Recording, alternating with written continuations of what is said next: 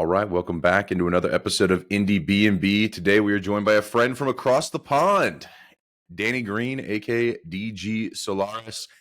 Danny, how are you today? I am having a great day, actually. It's been good. I'm very well. Thank you. How are you? I'm doing great.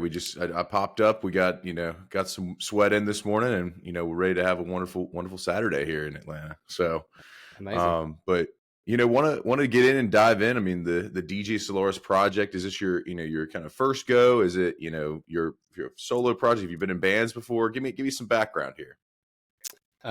Well, yes. So I started a project about maybe about 15 years ago called Laish, which is spelled Laish.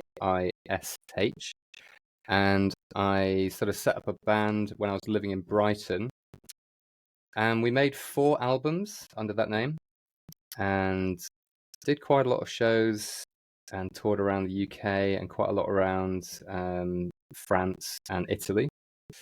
And I even came over to the States for a run of solo shows around Texas in 2018. And then it kind of ran its course. And then in 2018, I met my now wife Liana, and we started writing songs together. And there was a sense that it just didn't feel like this was going to be a Leish record that we were making, So we got married. We traveled to South America. We spent about 6 months just having a great sort of honeymoon trip around South America. Once in a lifetime kind of dream trip. And while we were there, we were writing songs, and those songs became the first DG Solaris record, which is called Spirit Glow. So that album is very much a it's a kind of psychedelic love story. It's very much a kind of in love, new love kind of album. It's one of those. And then we had 2 kids, and we moved to the countryside in the UK, in a place called Somerset. And it's beautiful around here, but suddenly our lives completely changed. Everything was different. We had COVID interrupted all of our sort of DG Solaris early plans, and then we had 2 beautiful boys. And so suddenly I found myself like a dad. I'm just in my room on my own, making music by myself, and I just hadn't released anything for a really long time. So it's only this year in January when I started releasing new material, and I've sort of started on a quest of releasing a new song every 2 weeks, because I have such an enormous kind of backlog of songs that have been clogging up my hard drive, and finished songs, half finished songs. So I've spent the last sort of year or so just finishing a bunch of songs, writing a bunch of new songs, and I thought, well, let's get them out there. So I'm just sort of drip feeding them, because I understand that people don't have much of an attention span anymore. I didn't really want to just throw an album out there. I wanted to just like let each song breathe for a couple of weeks, and then move on to the next one. So yeah. Wow. All right. Well, I mean, a lot to unpack there. Obviously, like the Spirit Glow. I mean, the 6-month trip in South America. I want to hear more about that. Obviously, like what made you guys want to choose there versus other places? People go just for the week and kind of hang out. Like what made you guys want to go adventure for that long? I think it was just a realization that it was it's kind of like a once in a lifetime. It was like a moment in our lives when we didn't have children. We knew that we would probably have them soon enough. So we just were able to rent out the flat that we had in London at the time. Okay. And that helped sort of fund it, and then off we went. And so so the reason we chose South America is because we'd already traveled to India earlier the previous year. And I spent a lot of time in India, and I loved traveling around there. But I'd always wanted to check out South America. It's always been on my sort of dream list, and same for Liana. So we just saw as much as we could. Of course, it's a huge territory, but we saw parts of Chile, Peru, Colombia, and then went up to Mexico. Nice. Anything like in particular in there, like kind of influenced some of the stuff you're releasing now, or is it, some of those experiences? Obviously, like you have is it just the Spirit Glow album that kind of encapsulates that, or some of these songs you're releasing now have, some of that influence in it too? Do you know what? I think that the Spirit Glow album really, it was written just before and just while we were there. So that really encapsulates that whole time, I don't think I've really written anything in the last sort of couple of years that sort of is specifically about that trip so much. I guess the songs now are more the kind of, the crushing weight of like fatherly responsibility and, being in this new phase of life. Whereas I think, the Spirit Glow album, that there was still a kind of a youthful,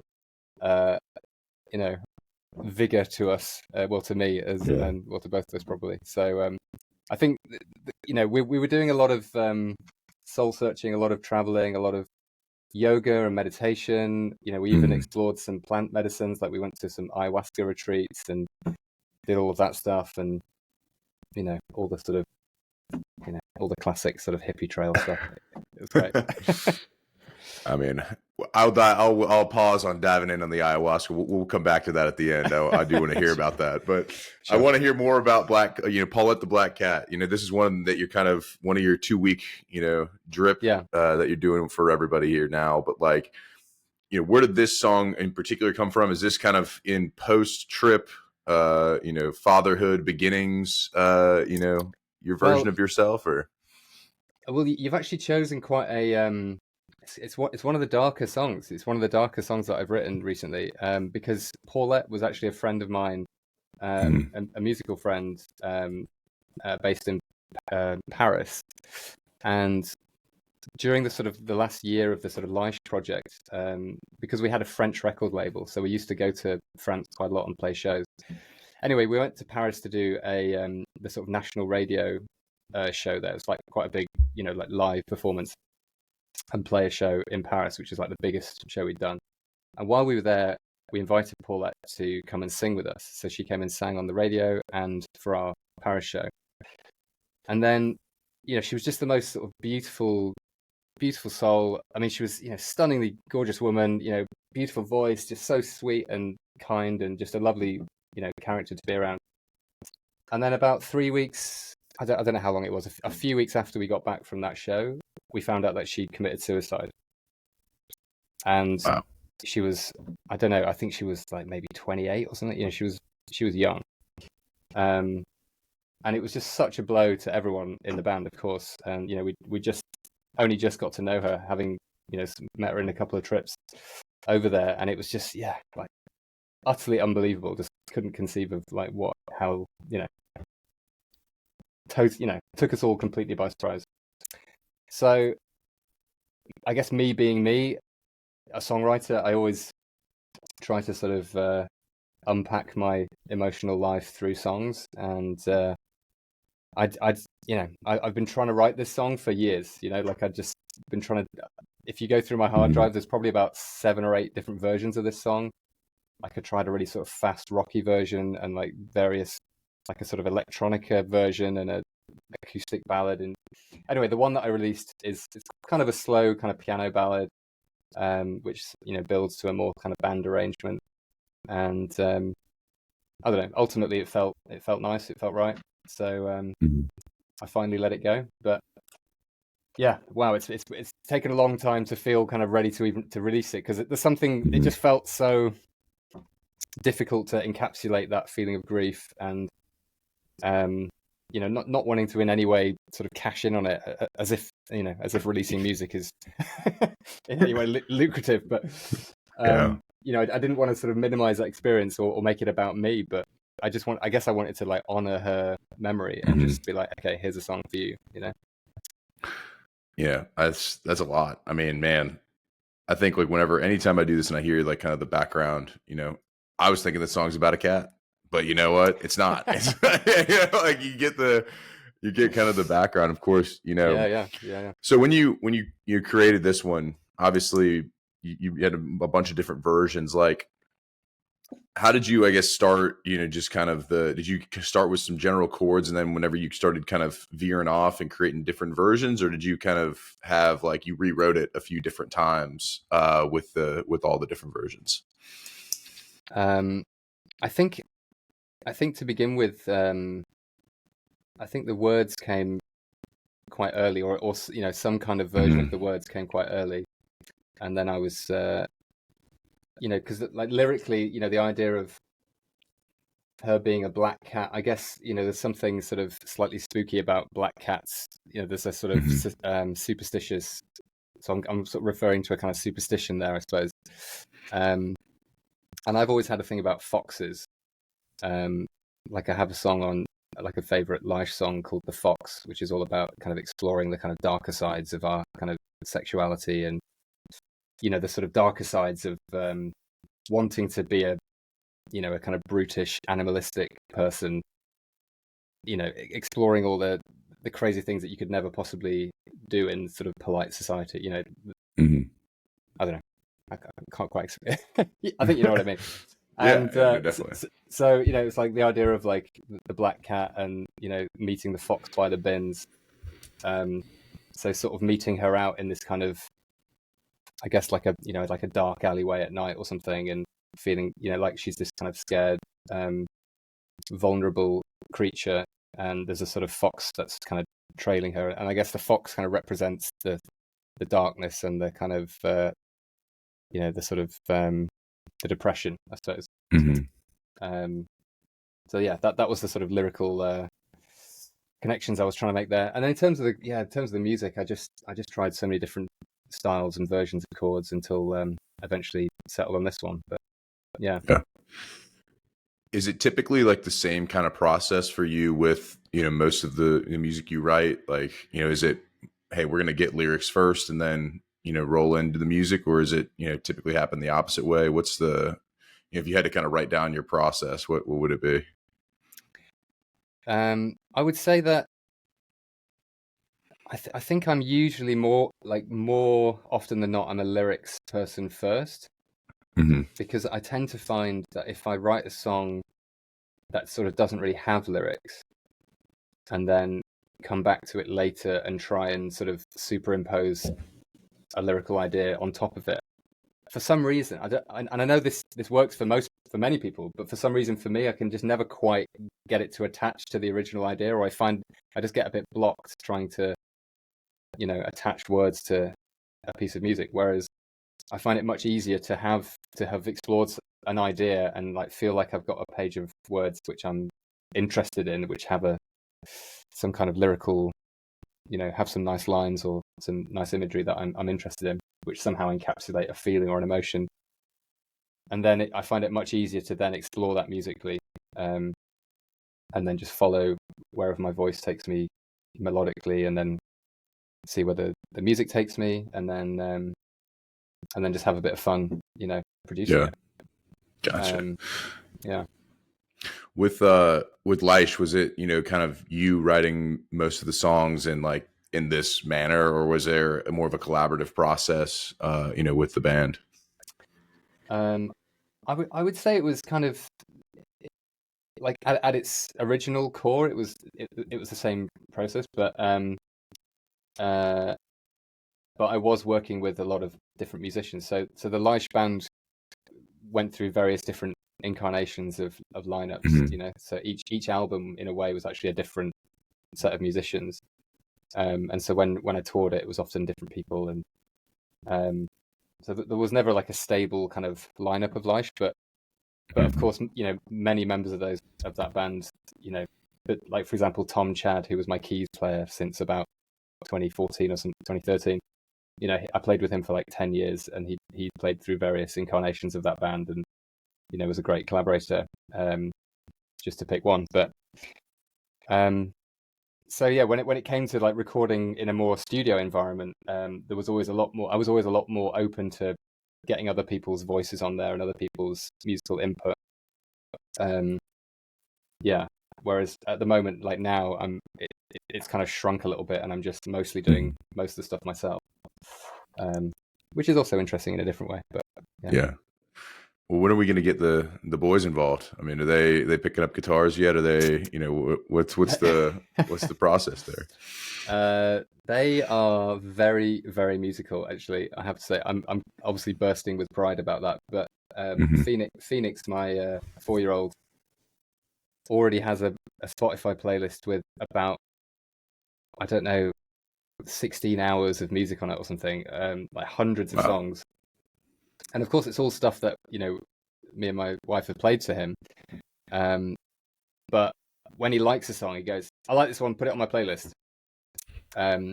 So there are days when we're just listening to his playlist and that's it. And then there are days when I'm like, we're just listening to what I want to listen to, and then probably some of those songs will get added to your playlist. Yeah. So he's already been through. He's like already on his like second wave of Beck, having already kind of been through Beck, and now he's back on Beck. Sergeant Pepper's was a big one. The Strokes, the Hmm. first couple of albums were huge for him. Super Furry Animals, big influence on my boy. And he's got a drum kit. He's got a guitar, like an acoustic guitar, a little toy saxophone. He's got. He loves playing with my synthesizers. Actually, that's his favorite. So yeah, he's very, very musical. And the 2-year-old Nico, he's also pretty. I think he's a singer. He's the guy who sort of bursts into the room and just starts belting out, a Paul McCartney song. So yeah, Is he into your music? they both actually love it. Yeah, They love it. It's That's very great. sweet. Yeah, he's been through a big Leish phase actually. There was a time when he would only listen to my last couple of albums, especially on vinyl. He would be like, right, we're going to put that record on and just listen to it. So yeah, it's very sweet. That's awesome. You're kind of passing down the next generation. I love it. Yeah. What for you, like with this project, like, is touring it, in the cards, or is this kind of more, hey, we're going to slow drip the songs out and kind of see what happens? Like, what's for you, getting back on the road to visit some people? Yeah, I mean, the touring thing it just doesn't really feel very viable at the moment because Hmm. I feel like I'm quite needed at home, Yeah. and that's not to say that I couldn't in theory sort of disappear for a week or so, but it wouldn't go down very well. So and it's not like, I hate to say it, but it's not as if I would earn great money by doing a tour. Hmm. Like I Yeah. might earn a little bit of money, but I probably wouldn't earn as much money as I do in my sort of day-to-day life. So it would feel very, very self-indulgent right now to do it. And so obviously, like, I'm aching for it. Like, I'd love to just disappear for a few weeks and do that. But unless I could really come home and be like, okay, right, here's the dough. I made like some serious cash on this tour, then it would Yeah. feel like a bit of a kind of like, what was that about? Do you know what I mean? Yeah. In Somerset, do you have like a local venue you can go just rip it at? That's easy.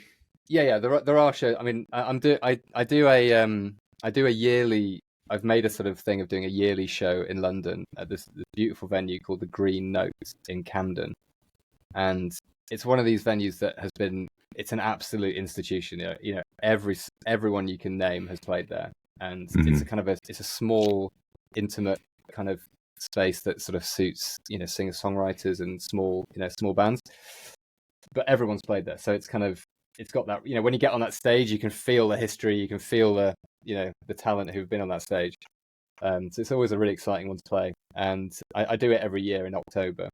So on October the 2nd, I'll be there again. It's like a sort of DG Solaris and Friends show where I just invite a bunch of musical friends and collaborators to come and join me and sing a song or play some guitar or whatever.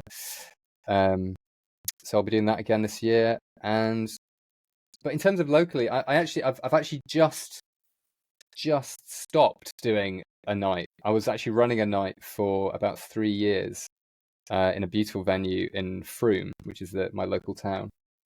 And I ran this night called Night River, and it started as a monthly thing and then became a weekly show, which just was kind of crazy that I was organizing like a weekly show. Yeah.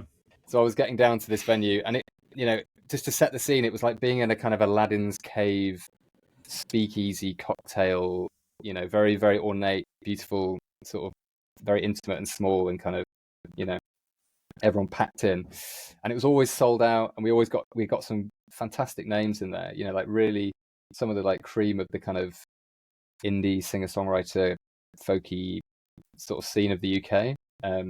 Got some names who, you know, would play several hundred seater theaters, or, you know, that kind of style, and they'd come and play a show for like 35 people in this tiny little bar. Wow.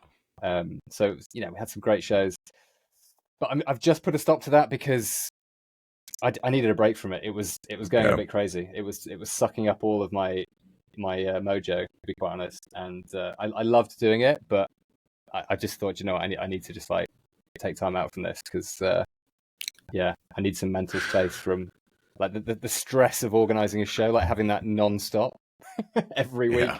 It's like every week it's like, all right, it's coming back, here we go. Like yeah. Like there was I could never not think about it. Like I've been thinking about those Night River shows solidly for 3 years, and it's right now it's like I feel like I'm on a holiday, you know. Yeah. Right.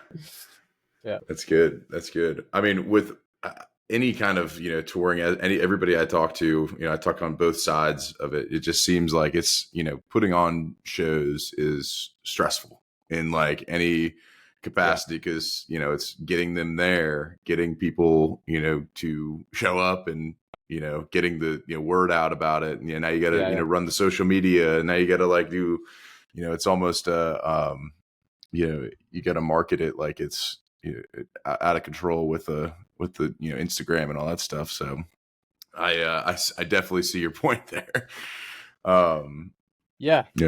It's I think being a promoter is having been a promoter for 3 years, I think it's quite a sort of, I don't want to say thankless task. Like people did thank me. People would come up to me at the end and say, thank you for bringing, you know, Romeo Stoddart from the Magic Numbers to come and play a show here, or thank you for bringing John Smith, or, you know, whoever. And so it wasn't entirely thankless, but there was never really much of a profit in it. So there, you know, like those profit margins are always weighted in favor of the artist, which is great, because obviously as an artist myself, I'm happy that is the case, and I would make my deals very friendly to the artist. But at the end of the night, it's like, you know, it wasn't really financially worth it, you know. Like it was great in every other way, but I can't really put food on the table doing this. So 35 people can only drink so much, so they, you know. Exactly, yeah. So it's for the venue, because I was just the promoter, so the venue was obviously struggling with that as well. So in fact, actually, we had Sophie Jameson was one of the artists we had. Right. Who I know. In fact, that's actually that was how I came to you guys, because I saw her post about the show, and that's why I got in touch. So. Oh wow! Okay. Yeah, she was amazing. Yeah, love Sophie. Yeah, we got her through her PR firm, you know, I'm close with her, and so that's how I got in touch with her. It's fun to, you know, a lot of the UK bands that we have on the show, and it's like, you know, they either come through that, or, you know, I'll you know, hit them in the DMs with, you know, hey, I heard a song came up on my Discover Weekly, and here we are, right? So yeah. Nice. It's been fun to, you know, we've done quite a few. Crouton Cannon was the first one I think we did, and they're like a funk band and I think they're out of London maybe, but nice. Yeah. But, you know, kind of getting back for you, like, you know, as we see, you know, where's the future of the project? We keeping on, you know, dripping out the songs for every 2 weeks here. And, you know, is it going to possibly lead to an album, or, you know, do you have kind of just like, hey, we're going to keep it open and see what happens?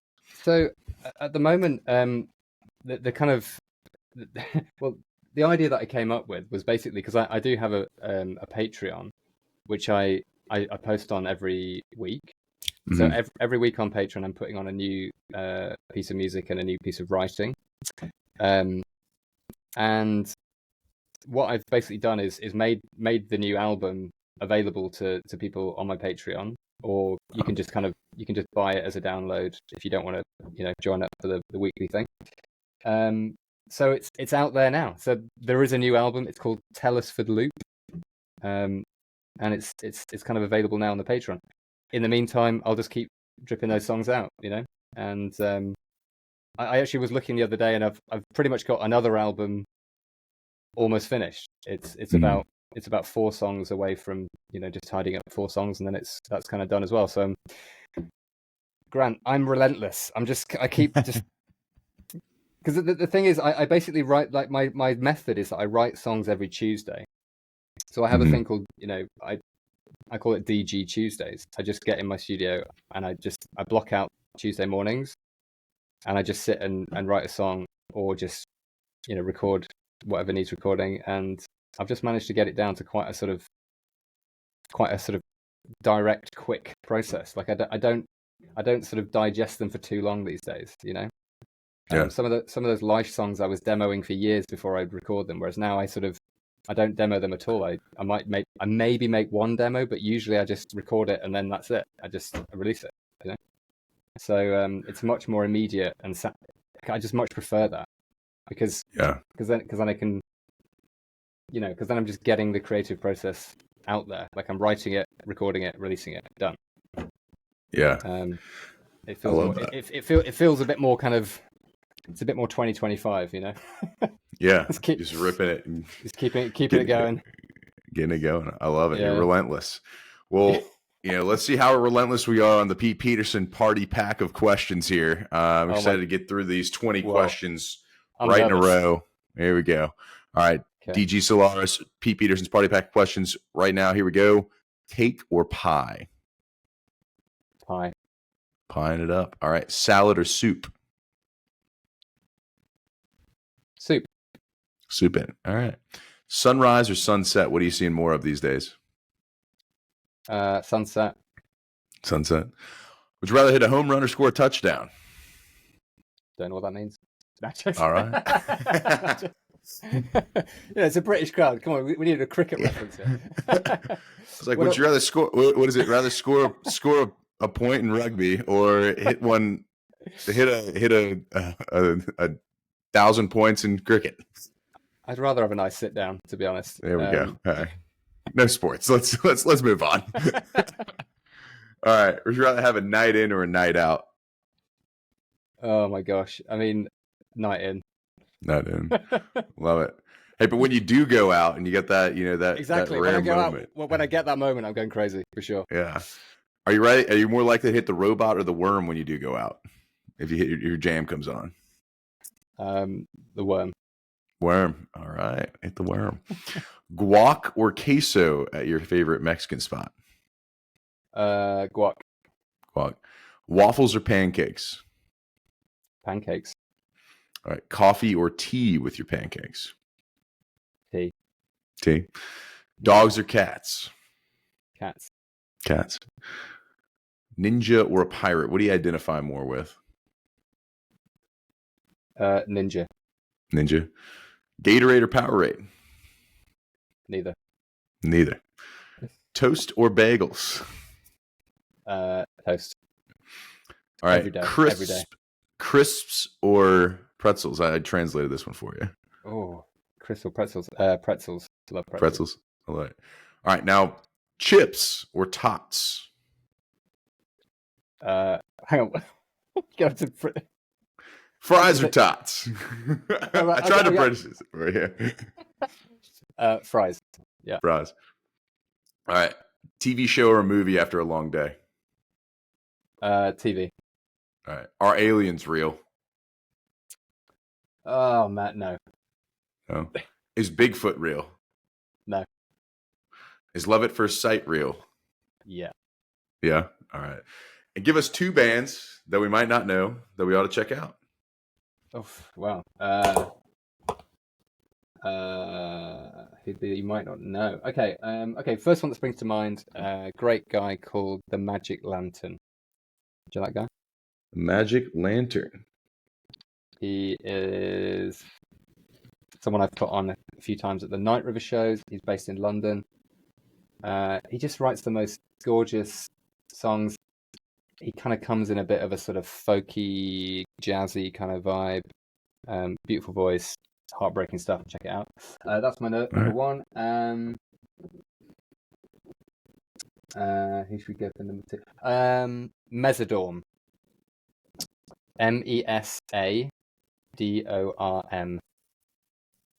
It's another person I've hosted at Night River, fronted by a lass called Blythe Pepino. She's just got like one of the most sublime voices I've ever heard. She's just incredible voice. Great All right. lyricist, great band. Go check it out. Love it. Love it. The Magic Lantern and Mezzadorm. Check them out. Everybody go follow DG on Spotify. Go check out his Patreon. It will be linked below here. If you want to go rip the album, right from start to finish right now, that's out. There'll be more to come on that. Danny, we can't thank you enough for coming on the show today.